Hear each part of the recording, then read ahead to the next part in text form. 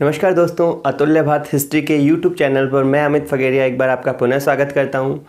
और आज हम 1857 की क्रांति को आगे बढ़ाते हुए राजस्थान में 1857 की क्रांति पर बात करेंगे।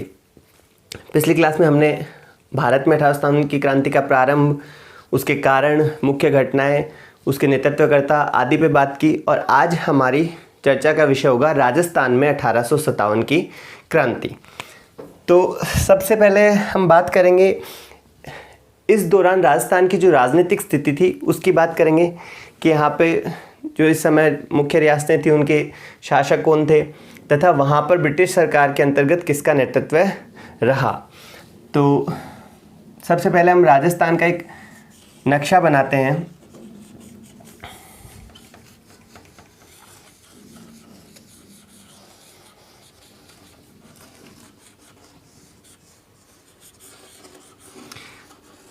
तो ये राजस्थान का नक्शा साथियों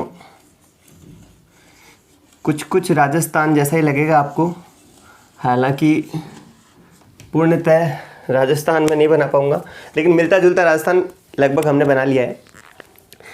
तो राजस्थान की अगर बात की जाए तो उस समय की जो महत्वपूर्ण रियासतें थी वो थी जयपुर,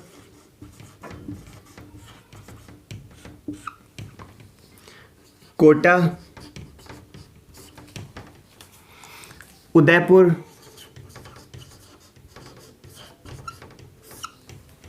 जोधपुर।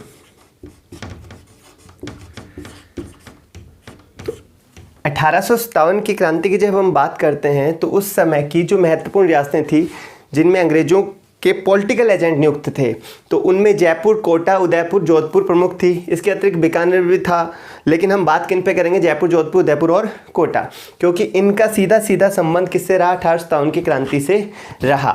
ठीक है, तो जयपुर, कोटा, उदयपुर, जोधपुर के अतिरिक्त हम अजमेर पर भी बात करेंगे। ठीक है, तो सबसे पहले हम साथियों अजमेर की बात करते हैं। अजमेर जो था ना वो एक केंद्र शासित प्रदेश था। ठीक है, केंद्र शासित प्रदेश मतलब वर्तमान में जब हमारे भारत सरकार की बात करते हैं तो दिल्ली क्या है? केंद्र शासित प्रदेश है। ठीक है, उसी प्रकार अजमेर केंद्र शासित प्रदेश था, मतलब अजमेर पर इस समय सीधा किसका अधिकार था? अंग्रेजों का अधिकार था। सीधा इसका प्रशासन कौन कर रहे थे? अंग्रेज कर रहे थे। ठीक है, तो अंग्रेजों ने यहाँ पर अपना प्रशासन सुचारू रूप से करने के लिए तथा राजस्थान के क्षेत्र, भौगोलिक क्षेत्र से संबंधित अन्य रियासतों पर निगरानी रखने के लिए यहाँ पर एक पद सृजित कर रखा था, जिस पद का क्या नाम था? AGG। ठीक है, एजेंट टू गवर्नर जनरल। ठीक है, ये ब्रिटिश गवर्नर जनरल जो होता था उसके लिए एक एजेंट की तरह काम करता था और वो अजमेर क्षेत्र में रहते हुए राजस्थान की अन्य रियासतों पर सीधा हस्तक्षेप रखता था। ठीक है, अब इस AGG के दो मुख्यालय थे। एक मुख्यालय था अजमेर और दूसरा मुख्यालय था माउंट आबू। ठीक है, और 1857 की जब क्रांति प्रारंभ हुई थी उस समय AGG कौन था? Patrick Lawrence.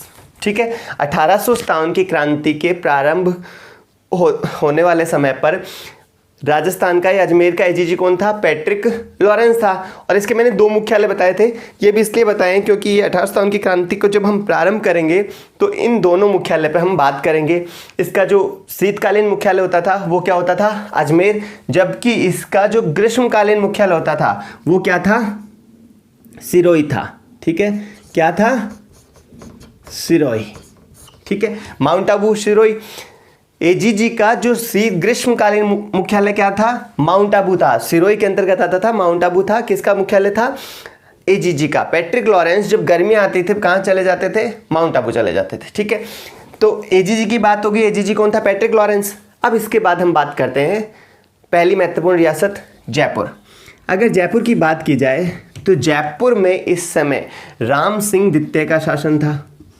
किसका शासन था? राम सिंह द्वितीय। और यहाँ के जो पॉलिटिकल एजेंट थे, पॉलिटिकल एजेंट, उनका नाम क्या था? विलियम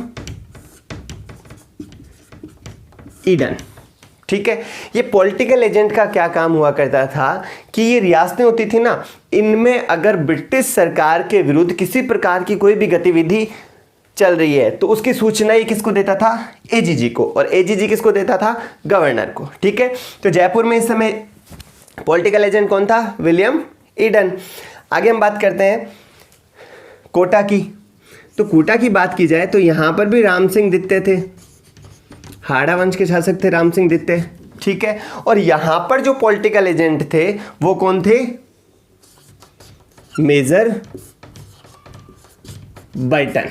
ठीक है, इन मेजर बर्टन की हत्या बाद में कोटा में जब क्रांति प्रारंभ होती है ना तो इनकी हत्या कर दी जाती है। इस पे हम जब कोटा की बात करेंगे तब विस्तृत चर्चा करेंगे। ठीक है, तो कोटा में पॉलिटिकल एजेंट कौन थे? Major Burton. ठीक है, अगली महत्वपूर्ण रियासत थी उदयपुर। तो उदयपुर की अगर बात की जाए तो उदयपुर में महाराजा कौन थे? स्वरूप सिंह। ठीक है, स्वरूप सिंह थे। और यहां का पॉलिटिकल एजेंट जो था वो था मेजर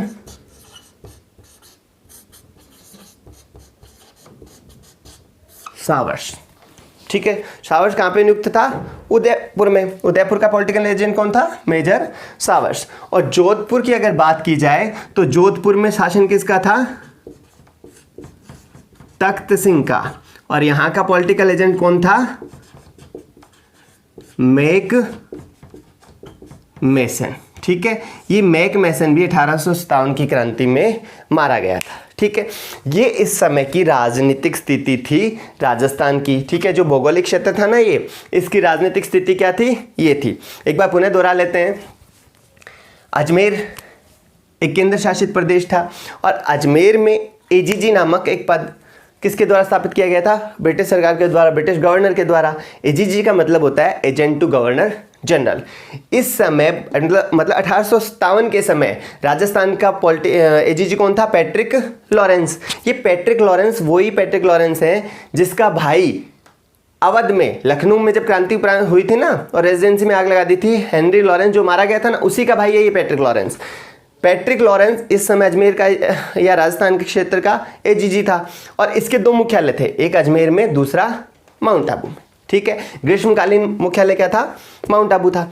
दूसरा, इस समय जयपुर के शासक कौन थे? राम सिंह दित्ते। और जयपुर के जो पॉलिटिकल एजेंट थे उनका क्या नाम था? William Eden. कोटा में राम सिंह दित्ते शासक थे और political agent major Burton. Udaipur में महाराजा स्वरूप सिंह थे और पॉलिटिकल एजेंट मेजर सावर्स। और जोधपुर के पॉलिटिकल एजेंट थे मैकमेसन तथा महाराजा कौन थे? तख्त सिंह। ये उस समय की राजनीतिक स्थिति थी। इसके अलावा हम बीकानेर की भी बात कर सकते हैं। जो बीकानेर था, बीकानेर के जो शासक थे सरदार सिंह, वह भी इसमें महत्वपूर्ण योगदान रखते हैं क्योंकि सरदार सिंह एकमात्र ऐसे राजस्थान के शासक थे जो राजस्थान से बाहर जाकर क्रांतिकारियों के दमन करने की घटना में शामिल थे। ठीक है, तो ये उस समय की राजनीतिक स्थिति थी। इसके अतिरिक्त इस समय यहाँ पर 6 सैनिक छावनियाँ मौजूद थी। ठीक है, इस समय राजस्थान का जो क्षेत्र था ना उसमें 6 सैनिक छावनियाँ मौजूद थी। तो वन बाय वन हम उन सैनिक छावनियों की भी बात कर लेते हैं। ठीक है,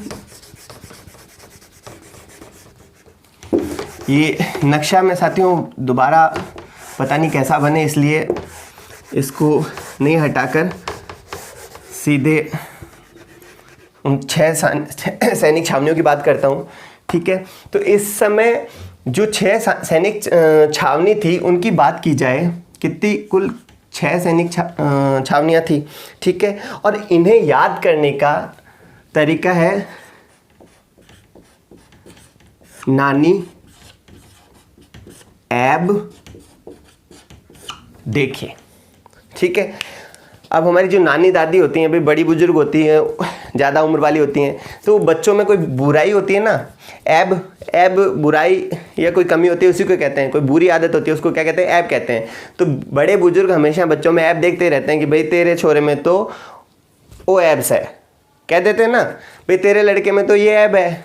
तो वैसे ही हमने ये याद रखने के लिए एक ट्रिक बना ली है, नानी ऐब देखे, ठीक है।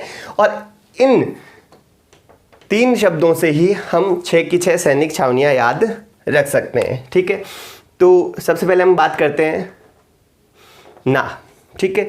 तो जो नासिराबाद था,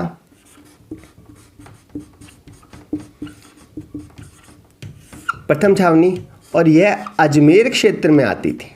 किस क्षेत्र में आती थी? अजमेर, ठीक है। पहली छावनी कौन थी? नासिराबाद, ना से नासिराबाद, और वो कहाँ पे थी? अजमेर क्षेत्र में, ठीक है। दूसरी सैनिक छावनी की अगर हम बात करें तो वो क्या है? नीमच, ठीक है। दूसरी सैनिक छावनी थी वो नीमच थी, जो कहाँ पे आती थी? मध्य प्रदेश में। नीमच अभी भी कहाँ है? मध्य प्रदेश में।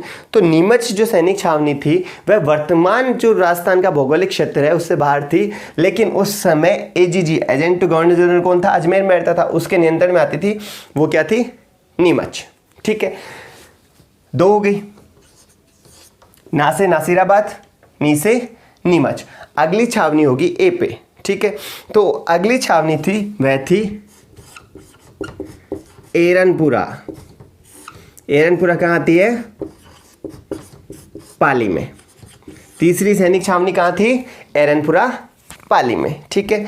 पाली आप सभी को याद ही होगा, ऐसा जिला है जिसकी सीमाएं अन्य 8 जिलों से लगती हैं, ठीक है। तो एरनपुरा कहाँ पे आता था?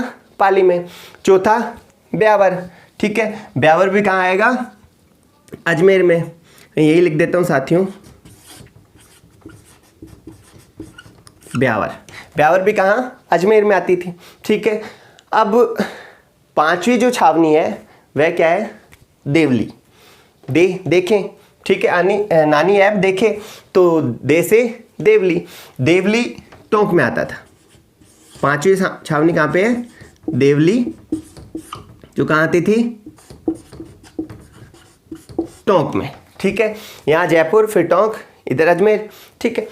और आखिरी सैनिक छावनी थी वह कहाँ आती थी? उदयपुर में।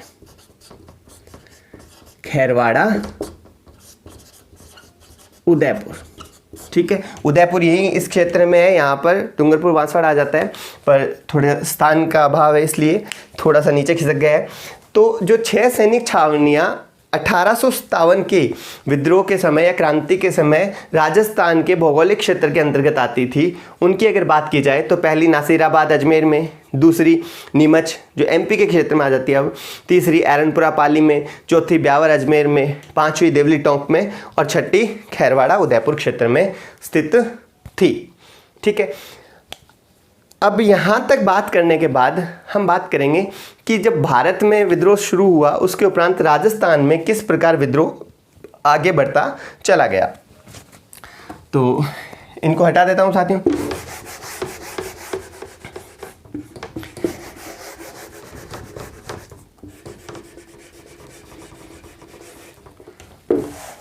ठीक है, एक शॉर्ट ट्रिक आपको याद रखनी है, नानी ऐब देखे, ठीक है। याद रह जाएगी नानी ऐप देखे, बहुत इजी, अगर 2-4 बार आप इसको दोहराएंगे तो आपको याद हो जाएगी नानी ऐप देखे। और इसको याद करने के बाद हम बड़ी आसानी से याद रख सकते हैं।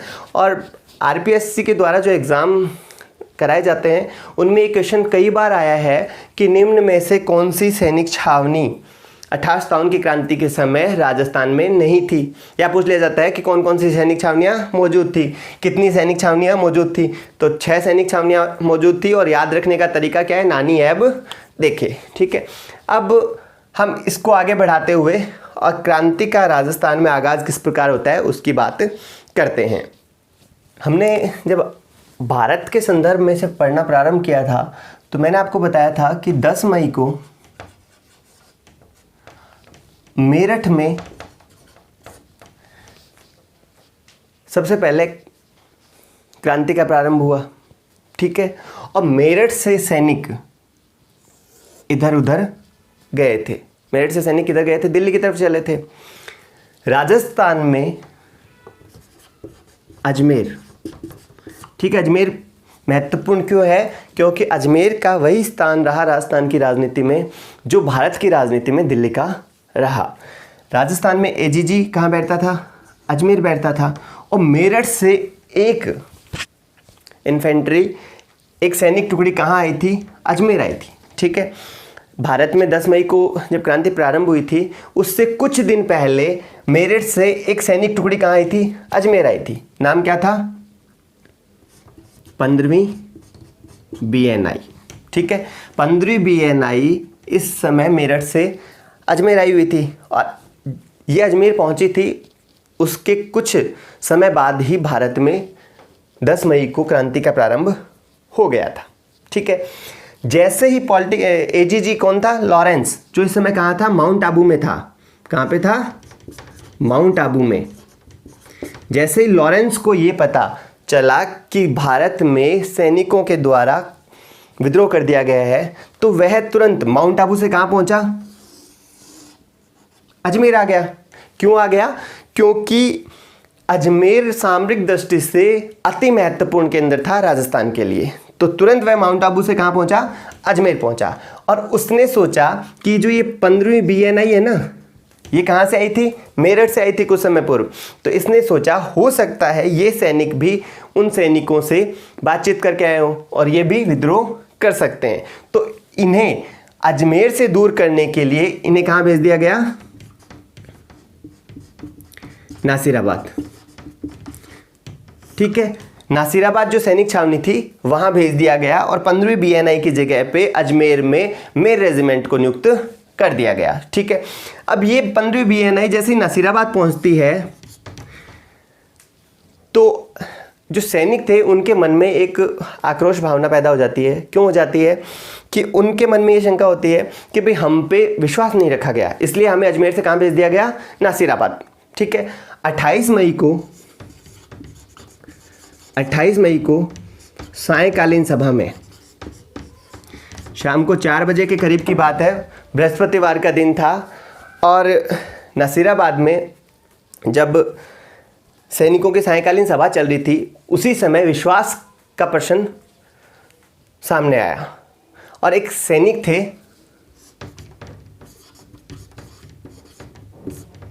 बख्तावर सिंह।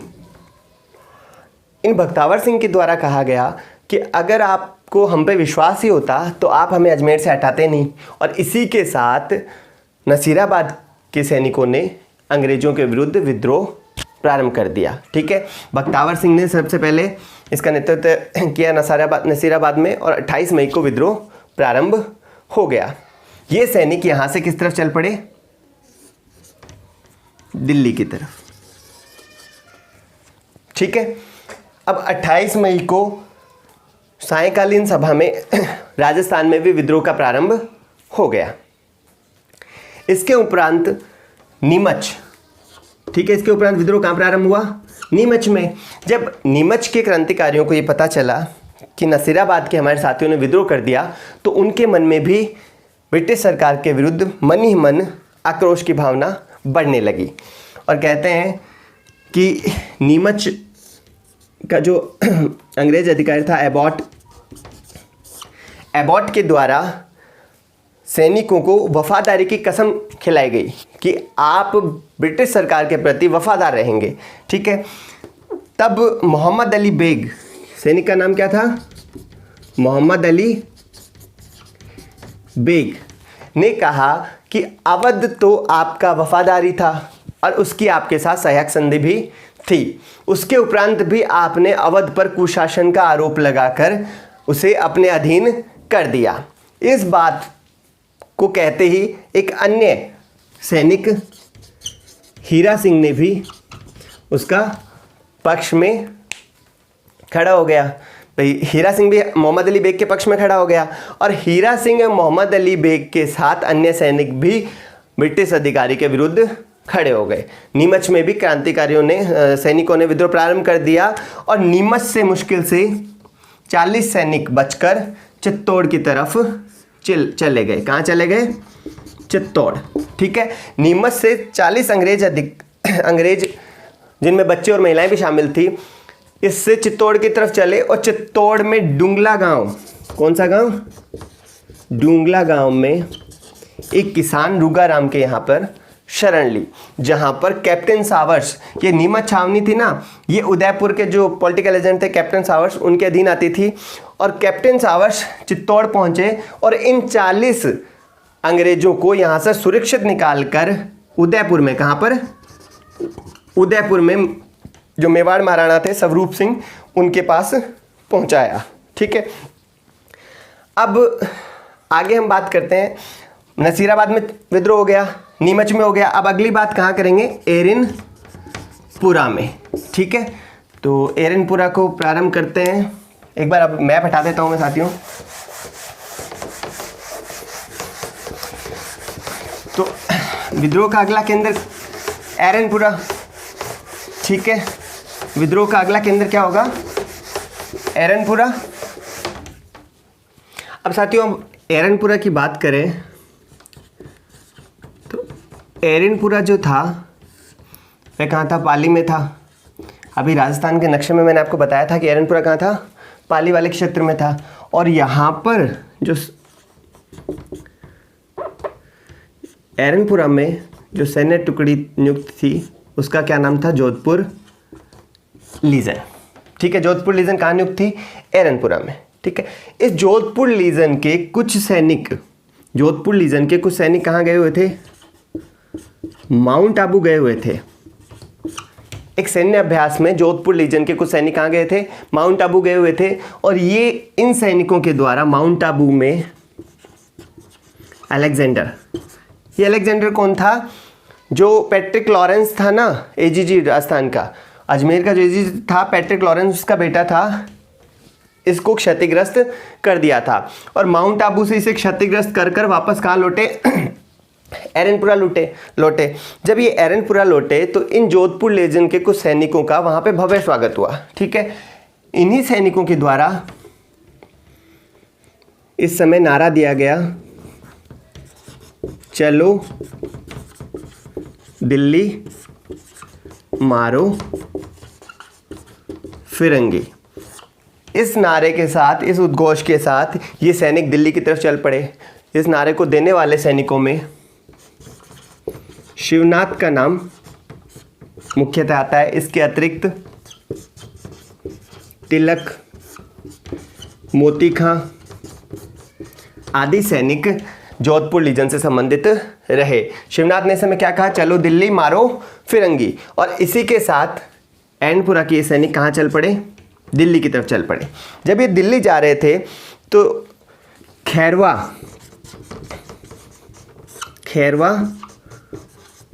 पाली, ठीक है, खैरवा पाली नामक स्थान पर आउवा के ठाकुर, आउवा भी कहाँ आता है, पाली में आता है। आउवा के ठाकुर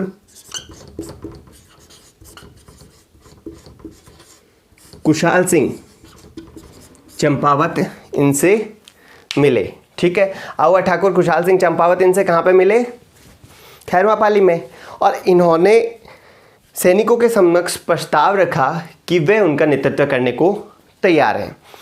ठाकुर कुशाल सिंह ऐसा करते क्यों हैं, क्योंकि जोधपुर के शासक तख्त सिंह, कौन, तख्त सिंह, जोधपुर शासक थे ना तख्त सिंह के साथ इनके मतभेद थे। जोधपुर शासक थे तख्त सिंह, इनके साथ किसके मतभेद थे, कुशाल सिंह के, जिसके चलते इन्होंने एरनपुरा के सैनिकों का नेतृत्व करने का निश्चय किया। ठाकुर कुशाल सिंह के सैनिकों से मिलने के साथ ही कुछ अन्य ठाकुर, जिनमें ओसापा के ठाकुर, गुलर के ठाकुर, आलनियावास के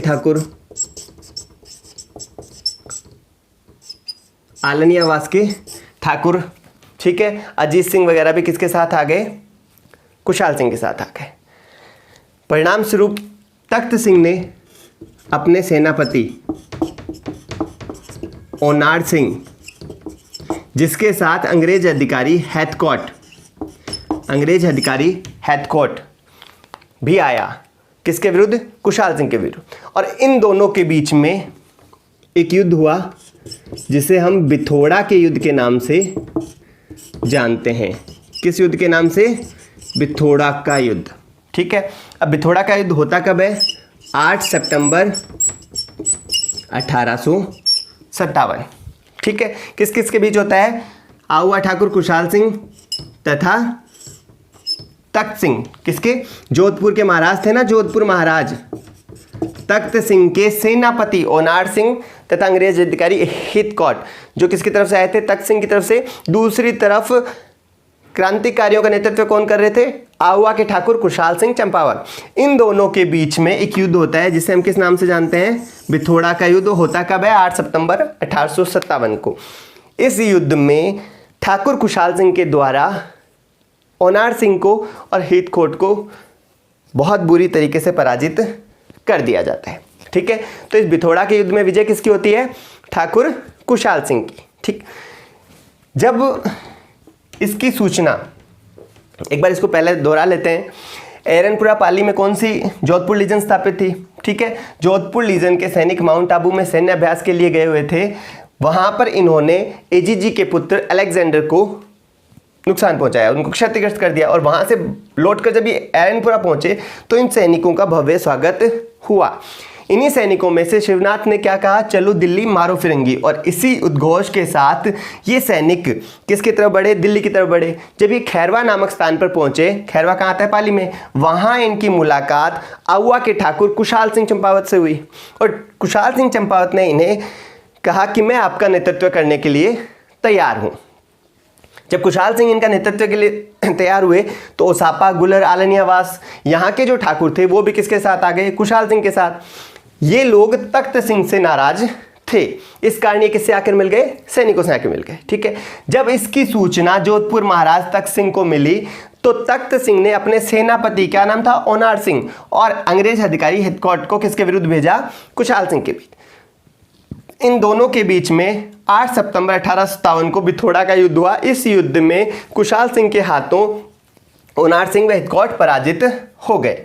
ठीक है, अब हम बात करते हैं आगे की घटनाक्रम की। अब इस बिथोड़ा युद्ध में पराजय की जानकारी किसको मिलती है? Patrick Lawrence. एजीजी कौन था? एजीजी कौन था इस समय? Patrick Lawrence. एजीजी को, किसको? लॉरेंस को। एजीजी लॉरेंस को जब बिथोड़ा के युद्ध में ओनार सिंह और हिथकॉट की पराजय का समाचार मिलता है तो लॉरेंस, जो इस समय कहाँ पे मौजूद था? अजमेर में। अजमेर से स्वयं एक सेना लेकर किसकी तरफ बढ़ता है? पाली की तरफ। ठीक है, दूसरी तरफ जैसे ये समाचार जोधपुर के पॉलिटिकल एजेंट, कौन थे जोधपुर के पॉलिटिकल एजेंट? मैकमैसन को जैसे ये समाचार मिलता है कि एजीजी लॉरेंस स्वयं कहाँ आ रहे हैं? पाली की तरफ आ रहे हैं। किसको पराजित करने के लिए? आहुआ के ठाकुर कुशाल सिंह चंपावत को। तो दूसरी तरफ से कौन चलते हैं? जोधपुर से जो पॉलिटिकल एजेंट थे मैकमैसन। अब अजमेर साथियों राजस्थान में इस तरफ आता है, जोधपुर इस तरफ आता है, दोनों अलग अलग दिशाओं से आ रहे थे। ठाकुर कुशाल सिंह सैनिकों के साथ अपनी छावनी में मौजूद थे। ठीक है, अब इनके बीच युद्ध हुआ, चेलावास का युद्ध हुआ। कब हुआ? इस युद्ध के ठीक 10 दिन बाद, 18 सितंबर 1857 को। 18 सितंबर 1857 को इन दोनों के बीच में चेलावास का युद्ध हुआ। इस युद्ध में जोधपुर का पॉलिटिकल एजेंट मैकमैसन गलती से क्रांतिकारियों के हाथ लग गया। कैसे लग गया? कि भाई ये लॉरेंस तो इस तरफ से आ रहा था और मैकमैसन दूसरी तरफ से आ रहा था, तो ये गलती से लॉरेंस के खेमे में जाने की बजाय और जो क्रांतिकारी थे उनकी सैनिक छावनी में पहुंच गया। वहां जब ये पहुंचा तो मैकमैसन को सैनिकों ने पकड़ लिया और इसकी गर्दन काट कर जो आहुआ का किला था ना, आहुआ पाली में जो आहुआ का किला था, उस किले के मुख्य द्वार पर टांग दी, और इसकी जो बॉडी थी, शरीर था, बचा हुआ शरीर था, उसे एक पेड़ के टांग दिया। जब इस भयावह दृश्य को एजीजी लॉरेंस ने देखा तो वह लड़े बिना ही यहाँ से वापस लौट गया। ठीक है, कहाँ से? आहुआ से वापस लौट गया। और इस युद्ध में भी किसकी विजय हो गई?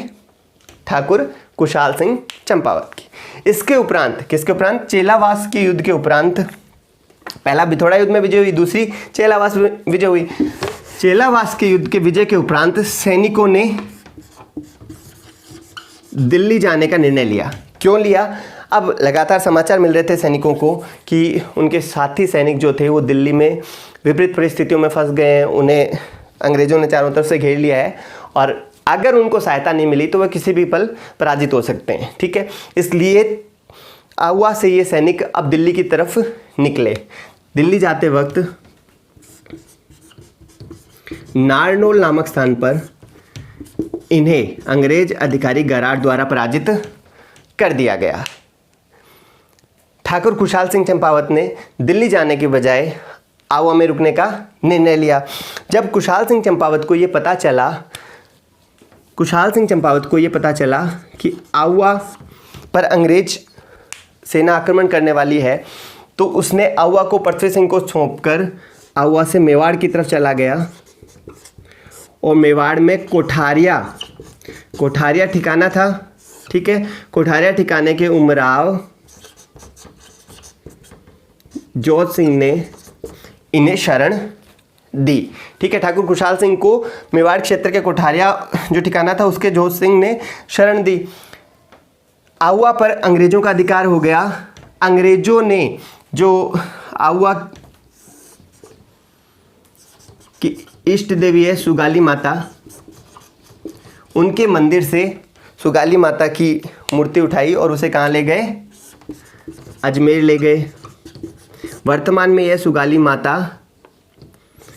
बांगड़ संग्रहालय पाली में मौजूद है। इसे 1857 की क्रांति की माता भी कहा जाता है।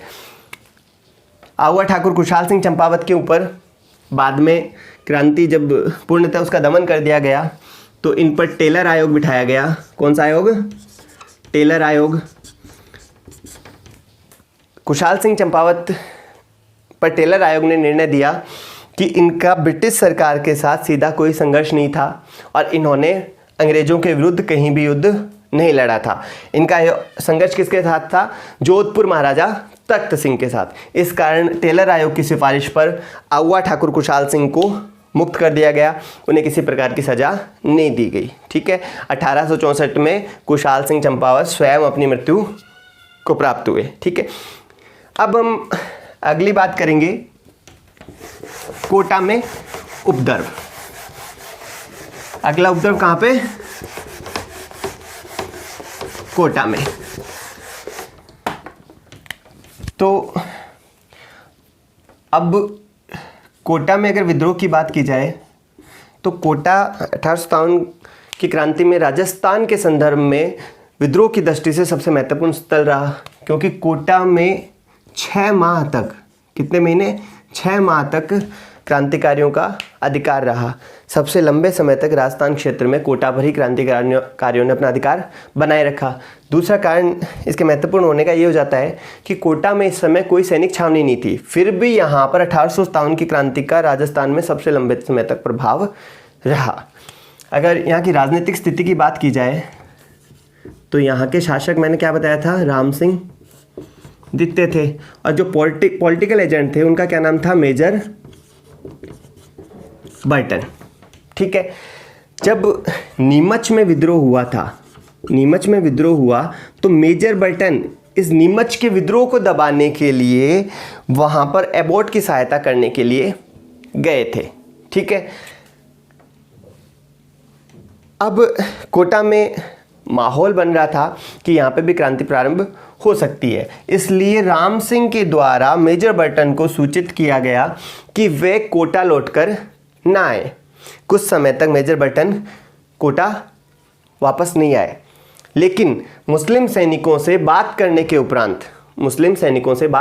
उपरांत राम सिंह ने मेजर बर्टन को वापस आने के लिए अनुमति प्रदान कर दी। मेजर बर्टन जैसे ही वापस कहाँ पहुँचे? कोटा पहुँचे। तो इन्होंने कोटा पहुँचते ही क्या मांग की? कुछ सैनिक अधिकारियों को उन्हें सौंपने की मांग की। ठीक है भाई, जिन सैनिक अधिकारियों ने क्रांति का माहौल बना रहे थे, पैदा करे, उन्हें सौंपने की बात की। इस बात से नाराज होकर वकील जयदयाल तथा रिसालदार मेहराब खां के नेतृत्व में सैनिकों ने विद्रोह कर दिया। ठीक है, major Burton, doctor Cotton, major Burton, doctor Cotton तथा मेजर बर्टन के 2 पुत्रों को कोटा में जान से मार दिया गया। मेजर बर्टन की गर्दन काटकर भवानी नामक एक व्यक्ति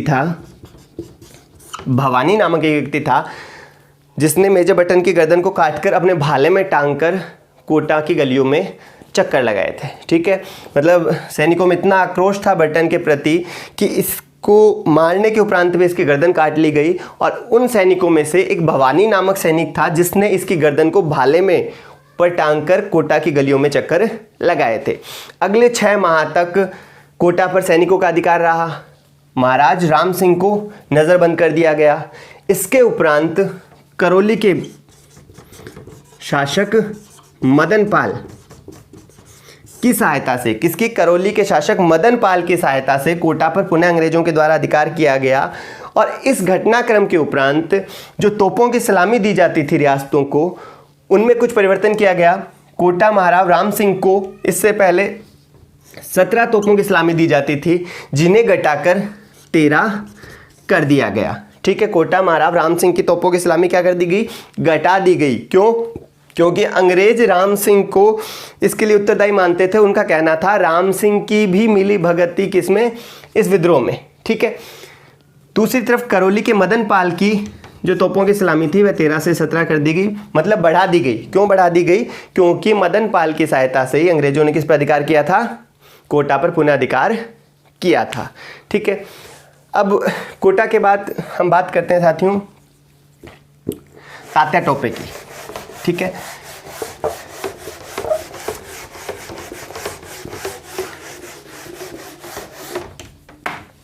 तात्या टोपे से बात करने से पहले मैं आपको बताना चाहूँगा, खैरवाड़ा एकमात्र ऐसी छावनी थी जिस पर विद्रोह का बिल्कुल प्रभाव नहीं पड़ा। दूसरा ब्यावर था। ब्यावर पर भी प्रत्यक्ष रूप से कोई सीधा विद्रोह नहीं हुआ था, हालांकि वहाँ पर छुटमुट घटनाएं हुई थी। ठीक है, अब हम बात करेंगे तात्या टोपे की। तो तात्या टोपे की बात करें तो तात्या टोपे का जन्म अहमदनगर महाराष्ट्र में हुआ था। और इनका प्रारंभ में नाम क्या था? तात्या टोपे का जो प्रारंभिक नाम था वह क्या था? रामचंद्र पांडुरंग। ठीक है, तात्या टोपे का जो मूल नाम था वह क्या था? रामचंद्र पांडुरंग। ठीक है, और यह नाना साहब के पास रहते थे। नाना साहब थे ना, कानपुर के नाना साहब। ठीक है, उनके पास रहते थे। जब क्रांति प्रारंभ हुई तो ये पहले नाना साहब के साथ तथा बाद में लक्ष्मीबाई के साथ अंग्रेजों के विरुद्ध लड़े। ग्वालियर में जब लक्ष्मीबाई की पराजय हुई और लक्ष्मीबाई जब खेत रही, उसके उपरांत तात्या टोपे राजस्थान आए। कहाँ आए? राजस्थान। इनके राजस्थान आने के पीछे मुख्य कारण था राजस्थान के जो राजपूत शासक थे उनसे सहयोग प्राप्त करके अंग्रेजों को भारत से निकालना। ये 8 अगस्त को मांडलगढ़ भीलवाड़ा पहुँचे, जहाँ पर कुहाड़ा के युद्ध में, कौन से युद्ध में? कुहाड़ा के युद्ध में अंग्रेज अधिकारी रॉबर्ट के द्वारा पराजित कर दिए गए। कुहाड़ा युद्ध में पराजित होने के बाद ये नाथ द्वारा पहुँचे। कहाँ पहुँचे? नाथ द्वारा। कुहाड़ा युद्ध में पराजित होने के बाद ये नाथ द्वारा राजसमंद पहुँचे, जहाँ पर नाथ द्वारा मंदिर के महंत गोस्वामी के द्वारा इनका स्वागत किया गया। नाथ द्वारा से ये आगे बढ़ते हुए झालावाड़ पहुँचे और झालावाड़ के शासक पृथ्वी सिंह को पराजित किया। झालावाड़ में पृथ्वी सिंह को पराजित करने के उपरांत इन्होंने कुछ समय तक झालावाड़ का प्रशासन भी चलाया। ठीक है, झालावाड़ के प्रशासन का संचालन किसके द्वारा किया गया? तात्या टोपे के द्वारा किया गया। जब झालावाड़ को अंग्रेजों के द्वारा घेर लिया गया, उसी दौरान ये झालावाड़ से वापस कहाँ चले गए? MP मध्य प्रदेश चले गए। ठीक है, तो तात्या टोपे की बात की जाए तो मूलतः ये अहमदनगर महाराष्ट्र में जन्मे थे। इनका प्रारंभिक नाम रामचंद्र पांडुरंग था और ये प्रारंभ में नाना साहब के यहाँ तथा उसके नाना साहब की 1857 की क्रांति से जब नेपाल चले गए तो उसके बाद में ये लक्ष्मीबाई के साथ रहे। ग्वालियर में जब लक्ष्मीबाई अंग्रेजों के हाथों पराजित हो गई और वीरगति को प्राप्त हुई, उसके बाद में तात्या टोपे राजस्थान आते हैं। क्यों आते हैं? राजस्थान के राजपूत शासकों का सहयोग प्राप्त करके और राजस्थान अंग्रेजों को भारत से निकालने के प्रयास में, लेकिन इन्हें राजस्थान के किसी भी शासक का सहयोग मिल नहीं पाया, जिसके चलते ये इस उद्देश्य में सफल नहीं हो पाए। पहली बार ये 8 अगस्त को मांडलगढ़ राजस्थान क्षेत्र में पहला क्षेत्र जहाँ पे आते हैं तो वो कौन सा था? मांडलगढ़ था। कब आए थे? 8 अगस्त को।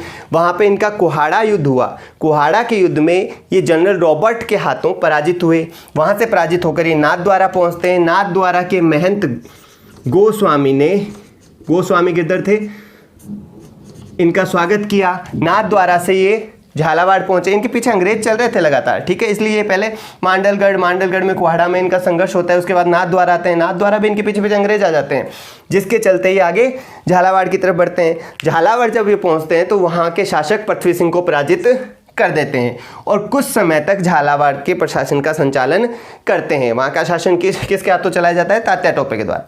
तो आपसे पूछा जाए कि राजस्थान के किस जिले का प्रशासन या किस रियासत का प्रशासन तात्या टोपे के द्वारा संचालित किया गया था 1857 की क्रांति के दौरान? तो झालावाड़ का किया गया था। और किस शासक को पराजित किया गया था वहाँ पे? पृथ्वी सिंह। इसके उपरांत जब उन्हें पता चलता है कि अंग्रेज उनका पीछा यहाँ तक आ गए हैं पीछे करते करते, तो वो यहाँ से वापस कहाँ लौट जाते हैं? MP मध्य प्रदेश चले जाते हैं। दूसरी बार 11 दिसंबर को ये बांसवाड़ा पहुँचते हैं और बांसवाड़ा के शासक लक्ष्मण सिंह, क्या नाम था? लक्ष्मण सिंह। बांसवाड़ा के शासक लक्ष्मण सिंह को पराजित कर बांसवाड़ा पे अधिकार कर लेते हैं।